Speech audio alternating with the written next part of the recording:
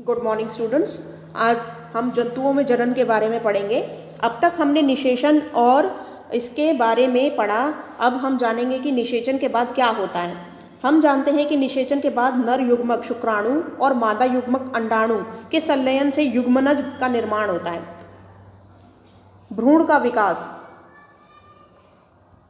निषेचन के परिणाम स्वरूप युग्मनज बनता है जो भ्रूण में विकसित होने लगता है। युग्मनज बार बार विभाजित होकर कोशिकाओं के गोले में बदल जाता है जिसे भ्रूण कहते हैं।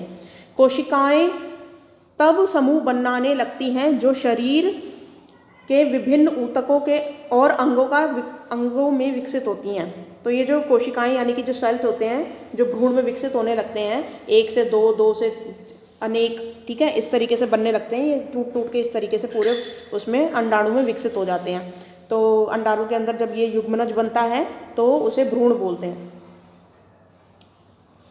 नेक्स्ट हो गया, इसकी पूरी प्रक्रिया देख लो ज़रा। सबसे पहले तो अंडाणु इस तरीके से होता है, उसके अंदर एक अंडा होता है, ठीक है, ये अंडाणु है, और ये शुक्राणु बाहर से आकर उसको एकदम मतलब बाहर से अंदर आ जाते हैं। तो एक शुक्राणु ही अंडाणु में घुस पाता है, बाकी सारे बाहर रह जाते हैं, ठीक है। जैसे ही एक शुक्राणु घुस गया ना अंडाणु के अंदर, तो उसका शेल जो होता है इतना कठोर हो जाता है कि बाकी शुक्राणु फिर भेद नहीं पाते इसको। फिर जैसे ही वो शुक्राणु और अंडाणु मिलते हैं तो इस तरीके से ये दो उसमें टूटकर इसकी कोशिकाएं बन जाती हैं। फिर कई कोशिकाओं में ये तब्दील हो जाता है अंदर। भ्रूण गर्भाशय की दीवार में रोपित होकर विकसित होना स्टार्ट हो जाता है। एक्चुअली ये जो भ्रूण होता है, मान लो कि यहाँ पे शुक्राणु ने आके इसे निषेचित कर दिया, फिर ये यहाँ पर आके गिर जाता है और फिर इस तरीके से ये यहाँ पर इस तरीके से ये गर्भाशय की दीवार में आके अंदर घुस जाता है और वहाँ पे इसका विकास होना स्टार्ट होता है। गर्भाशय में भ्रूण का विकास होता रहता है। यदि यह धीरे धीरे शरीर के अंगों जैसे हाथ पैर, सिर, आँख, कान आदि में विकसित हो जाता है। भ्रूण की वह अवस्था जिसमें शरीर के सभी अंगों की पहचान की जा सकती है गर्भ कहलाता है। तो भ्रूण की वह अवस्था मतलब जिसके अंदर शरीर बनना स्टार्ट हो जाता है बच्चे का, तो वो फिर गर्भ कहलाना लग जाता है, वही भ्रूण आगे चल के, ठीक है। तो इस तरीके से जो अंडाणु है वो यहाँ पर होता है, इस वाली फैलोपियन ट्यूब में, पिछली बार हमने पढ़ा था।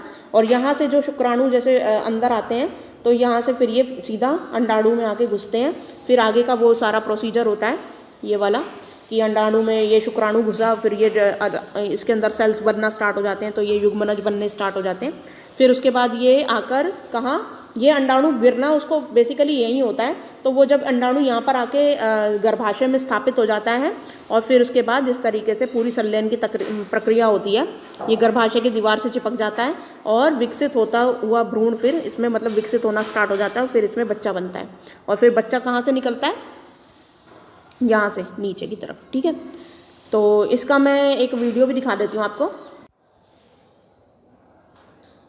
तो ये मैं वीडियो चला रही हूँ। इस तरीके से स्पर्म जाता है अंदर, एग को फर्टिलाइज करता है और फिर एम्ब्रायो बनता है, मतलब भ्रूण बनता है। धीरे धीरे ये 2 से 3 में सेल्स बनने स्टार्ट हो जाते हैं अंडे के अंदर ही, और ये अंडा जाके फिर गर्भाशय में स्थापित हो जाता है। ये देखो अंडा जा रहा है गर्भाशय में स्थापित होने, ये यहाँ पे आके चिपक गया। अब यही गर्भाशय बन जाता है और अंडा यहाँ पे विकसित होने लगता है। 3 से 4, 4 से 8, 8 से 9, इस तरीके से मतलब सेल्स बन के ये इस तरीके से गर्भाशय में जाके विलीन हो जाता है और फिर धीरे धीरे एम्ब्रायो मतलब जो भ्रूण है वो विकसित होने लगता है।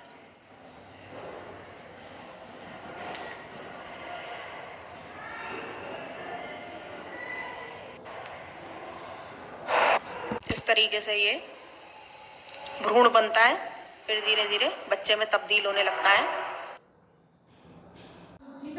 एक मिनट, जब गर्भ का विकास पूरा हो जाता है तब नवजात शिशु का जन्म होता है। तो इस तरीके से ये नवजात शिशु यहाँ से निकल जाता है और फिर मतलब बच्चा वो हमारे पास आ जाता है, तो हाथों में आ जाता है मतलब।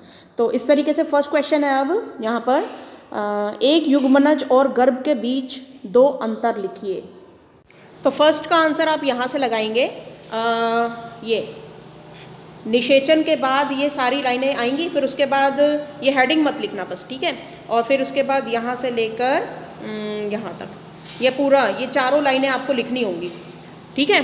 तो इसमें 2 लाइनों में तो निषेचन के बारे में बता रखा है और 2 लाइनों में भ्रूण के बारे में बता रखा है। ठीक है, तो ये फर्स्ट वाला आपका आंसर हो जाएगा पूरा, ये चारों लाइनें। क्वेश्चन नंबर 2, मादा के किस जनन अंग में भ्रूण का रोपण होता है? तो यहाँ पर इसका आंसर हो, तो ये मादा के गर्भाशय में, ये वाला पूरी लाइन लिख लेना। ठीक है, गर्भाशय की दीवार में रोपित होकर विकसित होता है, तो ये सेकंड का आंसर हो जाएगा। नेक्स्ट हो गया क्वेश्चन नंबर 3, परिभाषित कीजिए भ्रूण और गर्भ को। तो भ्रूण जो होता है वो, इसको आप यहाँ से लिखेंगे, तो ये तीनों लाइनें आपको लिखनी होंगी, यहाँ से लेकर यहाँ तक। ठीक है, ये तो बता रहा है कि भ्रूण के बारे में, फिर यहाँ से लेकर यहाँ तक ये बता रहा है गर्भाशय के बारे में। ठीक है, तो ये आपको दोनों अंतर लिखने होंगे। तो ये थर्ड का जैसे फर्स्ट वाला है कि भ्रूण बताइए, तो भ्रूण के लिए आपको ये वाला लिखना होगा, यहाँ से लेकर यहाँ तक। और गर्भाशय के लिए जो सेकंड पॉइंट गर्भाशय है थर्ड का, वो उसका आप यहाँ से लिखोगे। तो ये गर्भाशय के लिए हो गया और ये भ्रूण के लिए हो गया। ठीक है, तो इस तरीके से आप लिख लेना। अब सही और गलत बताने हैं। अब 4 नंबर क्वेश्चन देखते हैं, सही और गलत बताना है इसमें। पहला, वह कोशिका जो मनुष्य में नए जीवन का प्रारंभ करती है वो युग्मक कहलाती है। तो ये स्टेटमेंट जो है वो गलत है, क्योंकि जो नई जीवन का प्रारंभ करती है उसके बाद युग्मनज बनता है, ना कि युग्मक।